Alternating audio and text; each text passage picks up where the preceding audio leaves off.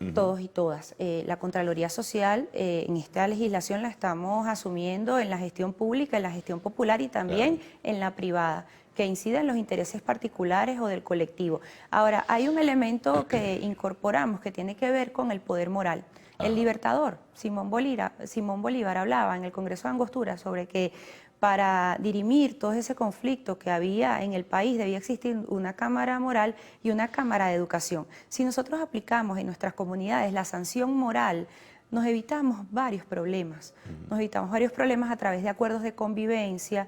¿Qué está ocurriendo con usted? Vamos a rectificar. Claro. En nuestro país, nosotros, de acuerdo a lo que queremos construir, no nos conviene continuar llevando personas privadas de libertad. ¿Sabes lo que significa la libertad para un ser humano? Luego, la implicación que tiene en la familia. De allí que conocer cuáles son los límites y asumir el bienestar del colectivo en la gestión pública, popular y privada será parte de la prevención. La Contraloría Social debe ser preventiva, más no punitiva. ¿Cómo generar ese quiebre estructural? Porque recordemos que es un modelo instalado, un sistema moderno que nos permite entonces a nosotros asumir que la viveza criolla es la norma. Ahora, ¿cómo sumaríamos o cómo contribuye, Gabriela, esta ley de Contraloría Social al proceso de depuración de lo que existe y está contaminado dentro de la sociedad venezolana, pero particularmente dentro de la administración pública?